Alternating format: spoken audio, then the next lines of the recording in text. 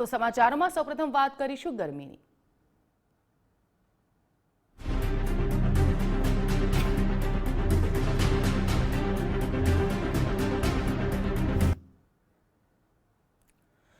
રાજ્યમાં ગરમીમાં વધારો થઈ રહ્યો છે। સમગ્ર રાજ્યમાં ગરમીનું મોજું યથાવત છે। 7 શહેરોમાં ગરમીનો પારો 41 ડિગ્રીને પાર થયો છે તો સુરેન્દ્રનગરમાં સૌથી વધુ 42.5 ડિગ્રી તાપમાન। આગામી દિવસોમાં હીટવેવની આગાહી કરાઈ છે। 18 એપ્રિલ બાદ ગરમીમાં વધારો થશે। અમદાવાદમાં 15 થી 18 એપ્રિલે ઓરેન્જ એલર્ટ આપવામાં આવ્યું છે તો સુરેન્દ્રનગરમાં સૌથી વધુ ગરમીનું તાપમાન નોંધાયું છે 42.5 ડિગ્રી। તો આગામી દિવસોમાં પણ હીટવેવની આગાહી કરાઈ છે। 18 એપ્રિલ બાદ ગરમીમાં થશે વધારો। તો ગરમીમાં અત્યારે જેવી રીતે 2-3 દિવસ રાહત મળી છે, 18 એપ્રિલ બાદ ફરી વધારો થશે અને ઓરેન્જ એલર્ટ અમદાવાદમાં આપવામાં આવ્યું છે તો રાજ્યભરમાં જે ગરમીનો પ્રકોપ છે તે યથાવત રહેશે। ઉલ્લેખનીય છે સૌથી વધુ ગરમી સુરેન્દ્રનગરમાં નોંધાઈ હતી અને રાજ્યના 7 શહેરોમાં ગરમીનો જે પારો છે તે 41 ડિગ્રીને પાર જશે। સુરેન્દ્રનગરમાં સૌથી વધુ ગરમી નોંધાઈ, સૌથી વધુ તાપમાન નોંધાયો 42.5 તાપમાન અહીંયા નોંધાયું હતું। આગામી દિવસોમાં પણ હીટવેવની આગાહી રાજ્યમાં કરવામાં આવી છે તો 18 એપ્રિલ બાદ ગરમીમાં ફરી વધારો થશે તેવી આગાહી પણ કરવામાં આવી છે।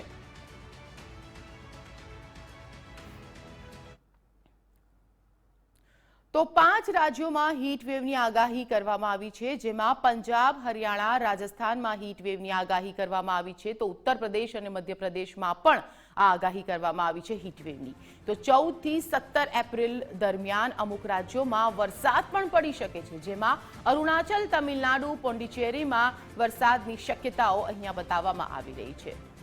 તો દેશના 5 રાજ્યોમાં ગરમી જે વધુ રહેશે, જે 14 થી 17 એપ્રિલ સુધી આ ગરમી વધશે જેમાં અરુણાચલમાં વરસાદની શક્યતા છે તો 5 જે રાજ્યો છે ત્યાં હીટવેવની આગાહી કરવામાં આવી છે। 14 થી 17 તારીખમાં ગરમી પડશે।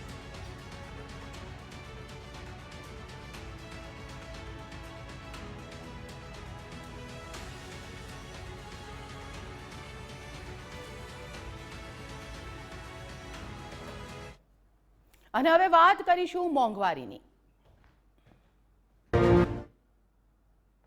તો સીએનજીના ભાવ ફરીથી વધ્યા છે। ફરીથી એક વખત ધરખમ વધારો કરવામાં આવ્યો છે અને ગુજરાત ગેસે ફરી ઝીકી દીધો છે સીએનજીના ભાવમાં વધારો, જેમાં ગુજરાત ગેસનો સીએનજી હવે ₹2.58 મોંઘો થયો છે, એટલે કે લગભગ ₹2.5 મોંઘો થયો છે। સીએનજીનો નવો ભાવ છે ₹79.56। ગુજરાત ગેસનો સીએનજી હવે લગભગ ₹2.5 જેટલો મોંઘો થયો છે। ફરીથી આ જ્યારે વધારો થયો છે ત્યારે જે સીએનજી વપરાશકર્તાઓ છે તેમના માટે વધુ એક મોંઘવારીનો માર। સીએનજીના ભાવમાં ફરી એકવાર જે ધરખમ વધારો થયો છે, ગુજરાત ગેસે ફરી ઝીકી દીધો છે સીએનજીના ભાવમાં ₹2.5 જેટલો ભાવ વધારો। તો નવો ભાવ ₹79 અને ₹56 પ્રતિ કિલો નવો સીએનજીનો ગુજરાત ગેસ સીએનજીનો ભાવ।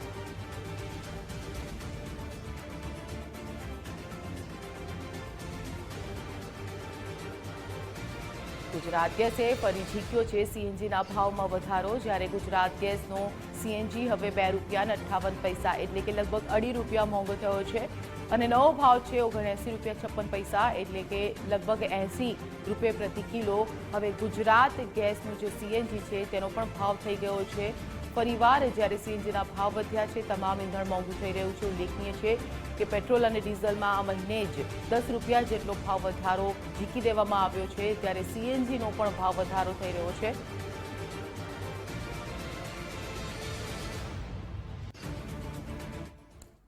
તો સીએનજી બાદ જો વાત કરીએ આપણે પીએનજીની, તો પીએનજીના ગેસમાં પણ ભાવ વધારો થયો છે। પીએનજીના ભાવમાં ₹4.25નો વધારો થયો છે। ભાવ વધારો આજથી જ લાગુ કરવામાં આવ્યો છે।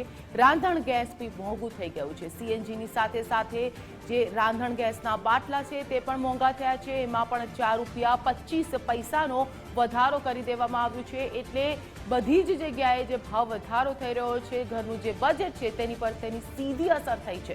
જે ગૃહિણીઓ છે તેમના બજેટ પર આની સીધી અસર થઈ છે। તો આજે પણ પીએનજીના ભાવમાં 4 રૂપિયા અને 25 પૈસાનો વધારો થયો છે અને આજથી જ આ ભાવ વધારો લાગુ કરી દેવામાં આવ્યો છે. ઉલ્લેખનીય છે કે ગત અઠવાડિયે પણ પીએનજી અને સીએનજીના ભાવ વધ્યા હતા. ફરીથી એકવાર પીએનજીના ભાવમાં વધારો થયો છે. તો દેશભરમાં શાકભાજીના ભાવમાં મોટો ઉછાળો.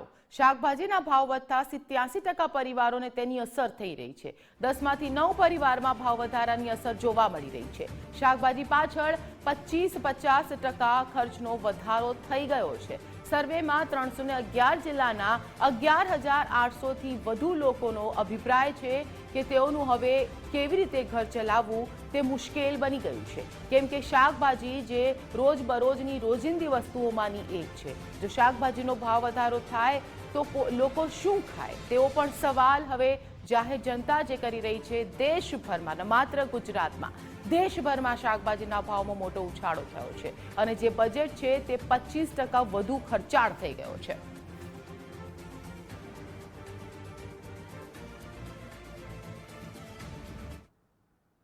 અને હવે વાત કરીશું રાજ્યવ્યાપી આંદોલનની.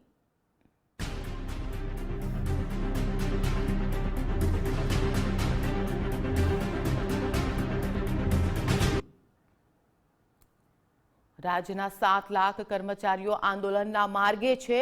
જૂની પેન્શન યોજના લઈને તેઓ આંદોલનના માર્ગે છે. બાબા સાહેબ આંબેડકરની પ્રતિમા પાસે વિરોધ કરનાર છે.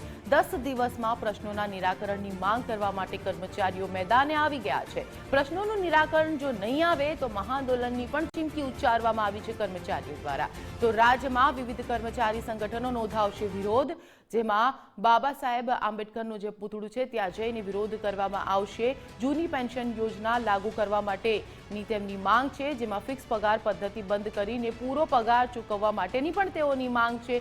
સાથે જ કરાર આધારિત કર્મચારીઓને કાયમી કરવાની તેઓની માંગ છે કે જેઓ કોન્ટ્રાક્ટ પર છે તેમને કાયમી કરવાની માંગ છે. કેન્દ્રના ધોરણે મોંઘવારી ભથ્થાના લાભ આપો, જે રીતે કેન્દ્રમાં મળી રહ્યા છે તે રીતે. તો પ્રાથમિક શિક્ષકો સિવાયનાઓને પણ સળંગ નોકરીનો લાભ મળી શકે તેવી માંગ છે. જૂની પેન્શન યોજના લાગુ કરવા માટેની માંગ છે. એટલે કુલ 5 જે કર્મચારીઓની માંગ છે, સરકારી કર્મચારીઓની, તેમના દ્વારા આજે વિરોધ કરવામાં આવશે. મહાઆંદોલનની ચીમકી ઉચ્ચારવામાં આવી છે. જો તેમની માંગો નહીં સંતોષાય 10 દિવસની અંદર તો મહાઆંદોલન તેઓ કરશે તેવું જણાવવામાં આવી રહ્યું છે. કેન્દ્રના ધોરણે મોંઘવારી ભથ્થું જે કેન્દ્રના ધોરણે મળે છે તે રીતે તેમને મોંઘવારી ભથ્થું આપવામાં આવે તેવી પણ તેઓ માંગ કરી રહ્યા છે.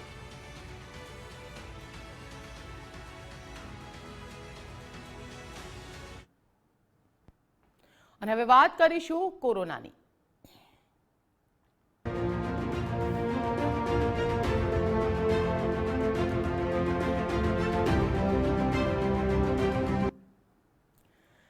દેશમાં ફરી કોરોનાએ માથું ઉંચક્યું છે. દિલ્હીમાં સૌથી વધુ 299 કેસ નોંધાયા છે. 40 દિવસ પછી કોરોનાના કેસ જે વધી રહ્યા છે દિવસે ને દિવસે. 3 દિવસમાં કોરોનાના નવા 32 કેસ નોંધાઈ ગયા છે. તો મુંબઈમાં કોરોનાના નવા 73 કેસ નોંધાયા. ગુજરાત અને હરિયાણામાં પણ કેસ વધ્યા છે. તમામ રાજ્યોમાં કોરોનાના કેસ વધી રહ્યા છે. 40 દિવસ પછી ફરીથી કોરોનાએ જાણે માથું ઉંચક્યું છે. કોરોનાનો ની આ શું ચોથી લહેર હોઈ શકે તેવું પણ લોકોમાં સવાલ અહીંયા ઊભો થયો છે. ફરીથી કોરોનાએ માથું ઉંચક્યું છે દેશમાં.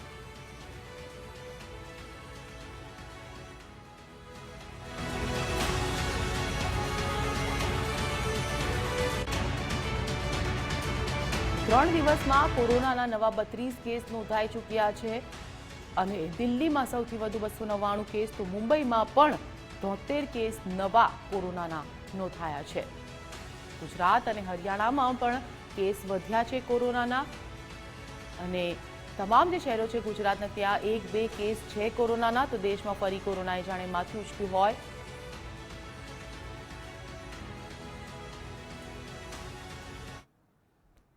દેશમાં કોલસા સંકટથી વીજ કાપની શક્યતાઓ છે.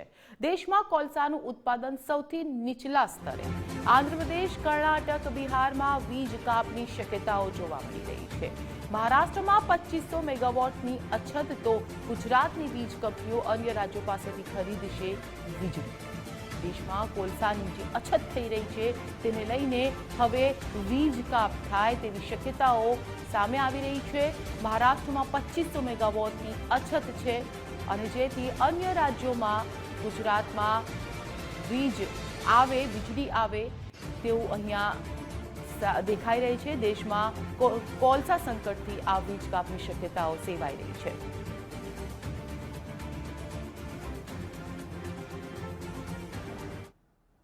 આવતીકાલે રિક્ષા ચાલકોની પ્રતીક હડતાળ।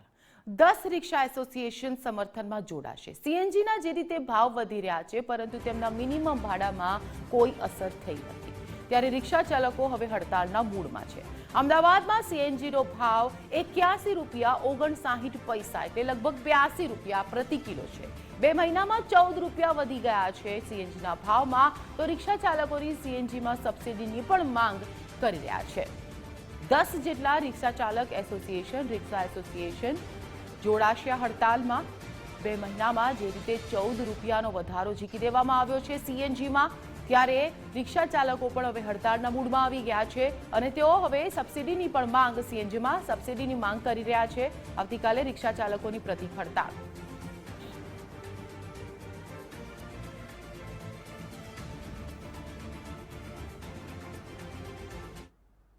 અને હવે વાત કરીશું પધારો મારે પક્ષની।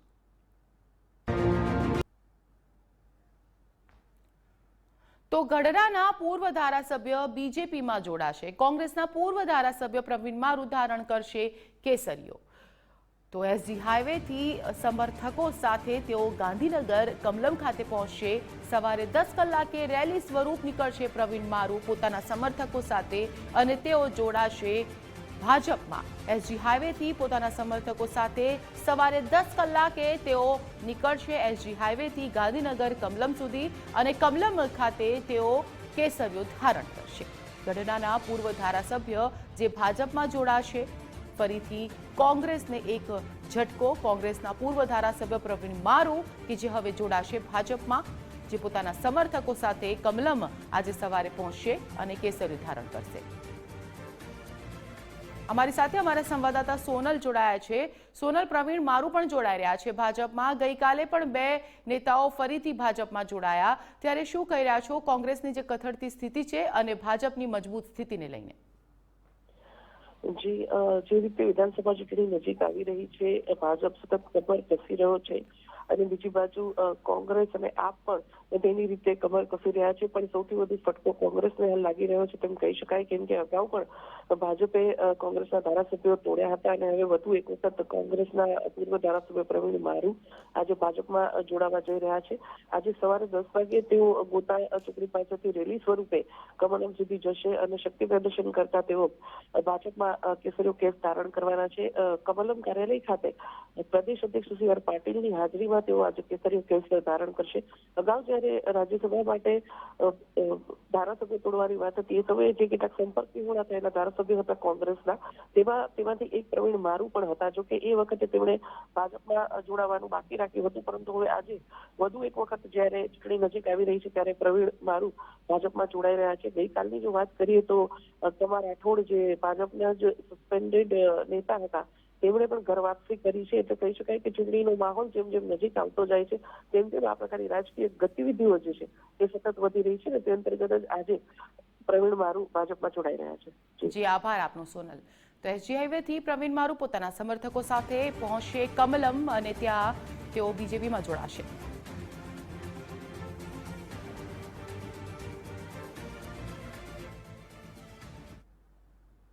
વાત કરીશું જય ભીમની।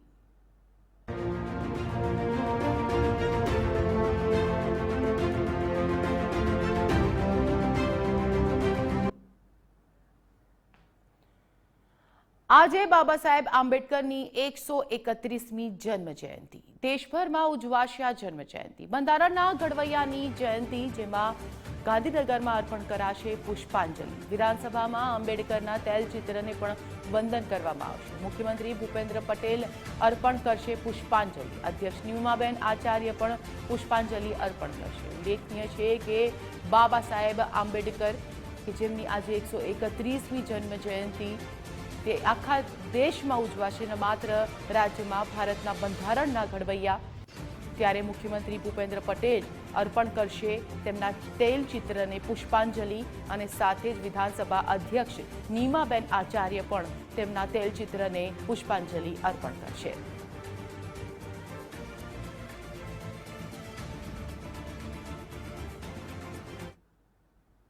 આજે ભગવાન મહાવીરની જન્મજયંતિ. રાજ્યમાં અનેક સ્થળોએ નીકળશે. આના ઉપલક્ષમાં શોભાયાત્રા અને પાલીતાણા અને અમદાવાદમાં શોભાયાત્રાનું આયોજન કરવામાં આવ્યું છે. જૈન મંદિરોમાં અનેકવિધ કાર્યક્રમોનું આયોજન કરવામાં આવ્યું છે. તો આજે ભગવાન મહાવીરની પણ જન્મજયંતિ જે ઉત્સાહ સાથે, ઉમંગ સાથે આજે ઉજવવામાં આવશે. પાલીતાણા અમદાવાદમાં પણ એક શોભાયાત્રા કાઢવામાં આવશે, જે રાજ્યમાં કેટલાય શહેરોમાં આનું આયોજન મહાવીર જયંતિના દિવસે કરવામાં આવતું હોય છે, ત્યારે પાલીતાણા અને અમદાવાદમાં ખાસ તેનું આયોજન કરવામાં આવતું હોય છે. તો આ વર્ષે પણ આજે એક શોભાયાત્રા કાઢવામાં આવશે ભગવાન મહાવીરની જે જન્મજયંતિ છે તેના ઉપલક્ષમાં.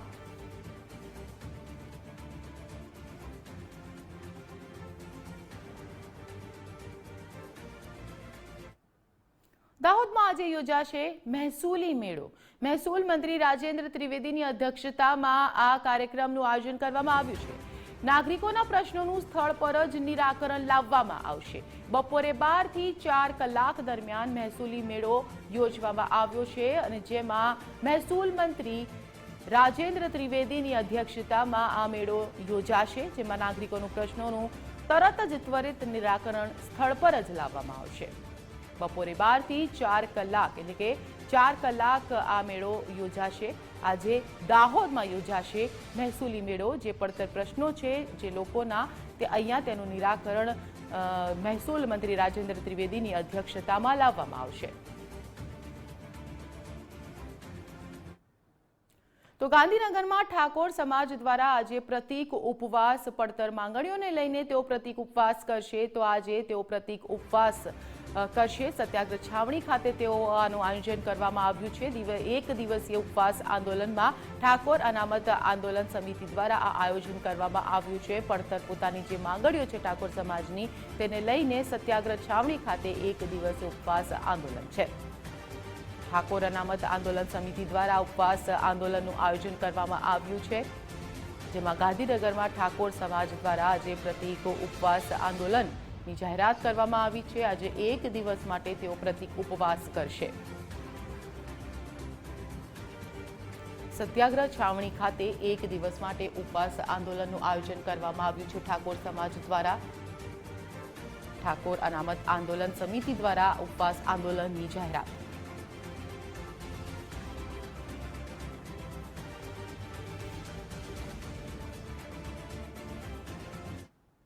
ભારતીય રેલવેનો મહત્વનો નિર્ણય. ટિકિટ બુકિંગ વખતે યાત્રીઓને મળશે રાહત. હવે ડેસ્ટિનેશન એડ્રેસની જરૂર નહીં પડે. કોરોના કાળમાં ડેસ્ટિનેશન એડ્રેસ અનિવાર્ય હતું. ડેસ્ટિનેશન એડ્રેસથી કરાતું હતું કોવિડનું ટ્રેસિંગ. ત્યારે હવે જ્યારે ટિકિટ આપ બુક કરાવશો રેલવેની ક્યાંય પણ જવા માટે, ત્યારે જે ડેસ્ટિનેશન એડ્રેસ જે કમ્પલસરી હતું કોરોના કાળમાં, તે હવે નહીં ભરવું પડે. ડેસ્ટિનેશન એડ્રેસ જે મેન્ડેટરી હતું, અનિવાર્ય હતું, તે હવે કેન્સલ કરી દેવામાં આવ્યું છે. ડેસ્ટિનેશન એડ્રેસથી કોવિડનું ટ્રેસિંગ કરવા માટે એ માંગવામાં આવતું હતું. હવે ડેસ્ટિનેશન એડ્રેસ ભરવું નહીં પડે. ભારતીય રેલવેનો આ મહત્વપૂર્ણ નિર્ણય.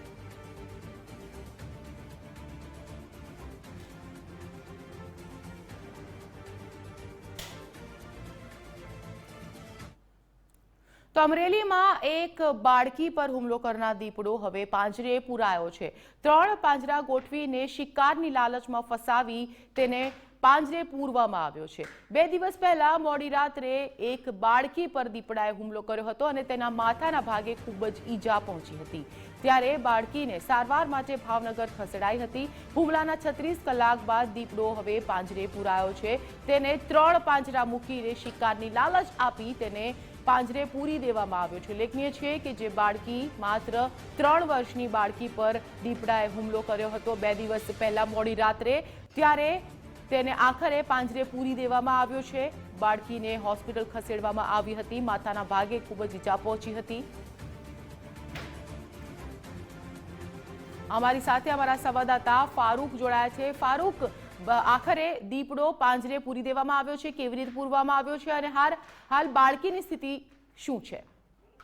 અમરેલી જિલ્લાના ખાંભા ગીર પંથકમાં ખાંભા ગામની સીમમાં જ આવેલી 3 વર્ષની બાળકી પર દીપડાએ હુમલો કરેલો હતો। ત્યારે મહત્વની વાત છે કે ખાંભા ગીરને ગામની જે સીમની હડીને જ આવેલ છે ગામ, ત્યાં જ આવીને હુમલો કર્યો હતો। ભગવતીપરા નામના વિસ્તારમાં આ હુમલો થયેલો હતો। 3 વર્ષની બાળકીને ગંભીર રીતે માથાના ભાગે ઈજા થઈ હતી, પરંતુ જ્યારે એને તાત્કાલિક હોસ્પિટલે ખસેડવામાં આવી હતી, પરંતુ દીપડાને પકડી પાડવા માટે દીપડો અન્ય કોઈ માનવ પક્ષી ન બને તેના માટે વન વિભાગ સતર્ક બન્યું હતું। 3 જેટલા પાંજરા ગોઠવવામાં આવ્યા હતા અને પાંજરામાં દીપડો છે તે 36 કલાકમાં આબાદ રીતે ઝડપાઈ ગયો છે। ખાંભાના ગ્રામવાસીઓએ આશકારો લીધો છે। આભાર આપનો ફારૂક। તો હુમલામાં બાળકીને માથાના ભાગે ઈજા પહોંચી હતી।